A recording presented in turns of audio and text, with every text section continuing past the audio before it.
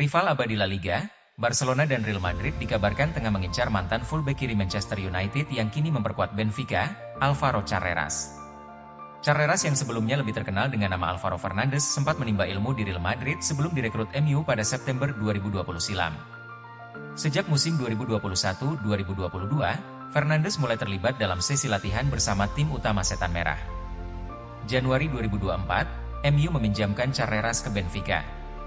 Kontribusi signifikan Carreras membuat statusnya dipermanenkan oleh Benfica pada musim panas kemarin dengan biaya 6 juta euro. Carreras pun kini menjadi bagian penting dari skuad Benfica.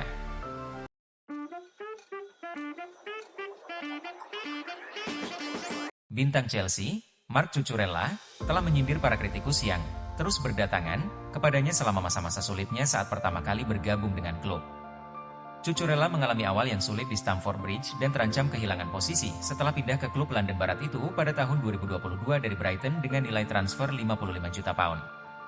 Pemain berusia 26 tahun itu menghadapi banyak kritik dari para pengamat, tetapi sejak itu ia membalikan penampilannya dan tampil mengesankan musim ini di bawah asuhan pelatih Enzo Maresca. Hal itu terjadi setelah Cucurella memainkan peran kunci dalam membantu Spanyol meraih kejayaan di Euro 2024 pada musim panas dan bek kiri itu kini merefleksikan waktunya di Chelsea.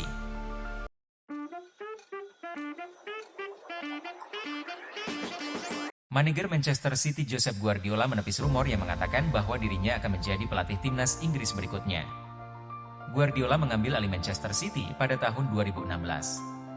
Sampai sejauh ini, manajer asal Spanyol tersebut telah mempersembahkan banyak gelar di Etihad Stadium.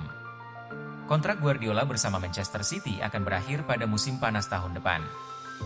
Namun, mantan pelatih Barcelona itu belum mencapai kesepakatan perpanjangan kontrak. Guardiola juga merupakan salah satu nama yang cukup sering dibicarakan pengganti Gareth Southgate di timnas Inggris. Tim Tiga Singa saat ini dilatih pelatih interim Lee Carsley.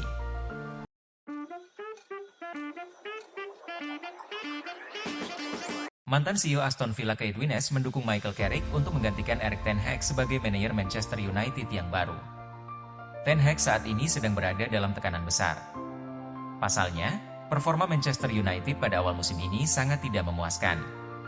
Manchester United sudah tidak pernah menang dalam 5 pertandingan terakhirnya. Mereka kini terdampar di peringkat ke-14 klasemen Premier League dengan 8 poin. Hasil buruk itu membuat masa depan Ten Hag menjadi bahan spekulasi. Pelatih asal Belanda itu kabarnya bisa dicopot apabila keadaan tidak membaik.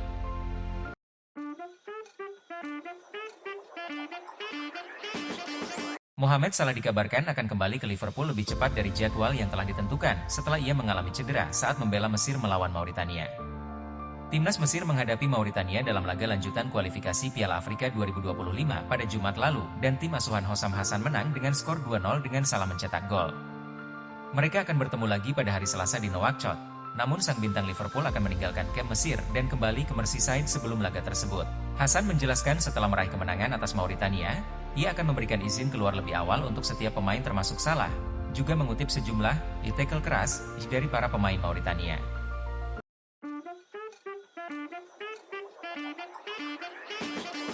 Barcelona dikabarkan telah mengadakan pembicaraan kontrak dengan bek tengah Andreas Christensen, yang tengah menarik minat sejumlah tim-tim top Premier League. Christensen mendekati 18 bulan terakhir dari kontraknya dan disebut-sebut sebagai aset potensial untuk dijual karena Barcelona ingin mengumpulkan uang, menarik minat Manchester United, Newcastle, dan Tottenham. Pemain asal Denmark ini mengalami cedera pada awal musim La Liga, yang membuatnya harus absen selama beberapa pekan. Meskipun proyeksi awal mengindikasikan bahwa ia akan kembali setelah jeda internasional saat ini, masih ada ketidakpastian di dalam klub tentang kapan ia akan benar-benar fit untuk bermain.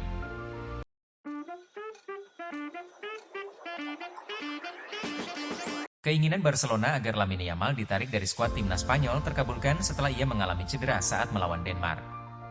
Yamal terpanggil membela timnas Spanyol pada jeda internasional Oktober 2024 ini. Pada masa ini, La Roja bermain melawan Denmark di UEFA Nations League, Minggu, 13 Oktober 2024. Di laga tersebut, Yamal kena tackle pemain Denmark. Setelah itu Yamal meninggalkan stadion dengan terpincang-pincang. Ia pun diragukan bisa main di laga Spanyol berikutnya melawan Serbia.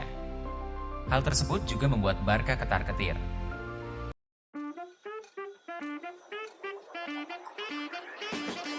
Mantan pemain Napoli dan Atalanta, Jerman Dennis meyakini tidak ada satu pemain pun yang pantas memenangkan Ballon d'Or tahun ini selain penyerang Inter Milan Lautaro Martinez. Lautaro memainkan peran penting saat Nerazzurri saat meraih Scudetto ke-20 pada musim lalu. Ia mencetak 24 gol dari 33 pertandingan dan menjadi pencetak gol terbanyak di Liga. Selain itu, Lautaro juga punya kontribusi besar dalam membawa Argentina meraih Copa America pada musim panas lalu. Ia mencetak 5 gol dalam 6 pertandingan, termasuk gol penentu di final melawan Kolombia.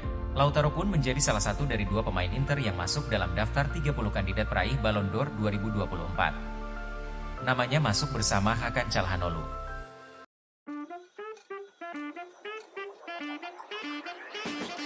Ex-bos Borussia Dortmund, Edin Terzic, dilaporkan menjadi kandidat pengganti Erik ten Hag di Manchester United. Sekarang ini, Ten Hag memasuki tahun ketiganya bersama Man United. Meski sudah terbilang tak sebentar di Old Trafford, ia kerap menerima kritikan. Pasalnya, Ten Hag tak bisa membuat United menjadi tim yang bisa tampil konsisten. Ia pun akhirnya mendapat tekanan dari fans dan media. Tak sedikit yang memintanya agar segera didepak dari Man United. Padahal sejauh ini, Ten Hag sebenarnya sudah berhasil menyumbangkan 2 trofi juara pada Setan Merah.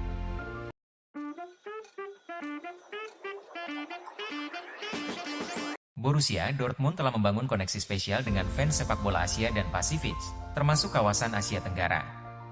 Hal tersebut tidak lepas dengan dibukanya kantor BVB Asia Pasifik di Singapura pada 2014 yang lalu. Didirikan pada tahun 2014, kantor di Singapura berperan penting dalam melaksanakan berbagai proyek di kawasan tersebut. Dortmund banyak bekerja sama dengan rekan-rekan lokal dan Bundesliga International, anak perusahaan DFL Deutsche Fußball-Liga, DFL, yang bertanggung jawab untuk menghubungkan penggemar sepak bola di seluruh dunia. Inisiatif-inisiatif ini tidak hanya mengangkat profil BVB di Asia, tetapi juga menyebarkan nilai-nilai dan semangat klub jauh melampaui batas-batas Jerman. Pada Oktober 2024 ini, BVB Asia Pasifik merayakan ulang tahun ke-10. Ulang tahun itu dirayakan pada 9 Oktober 2024. Pada momen tersebut, Dortmund menegaskan komitmen mereka untuk mempererat hubungan dengan fans di Asia. Kantor Asia kami di Singapura menjadi bukti komitmen teguh dan visi global kami.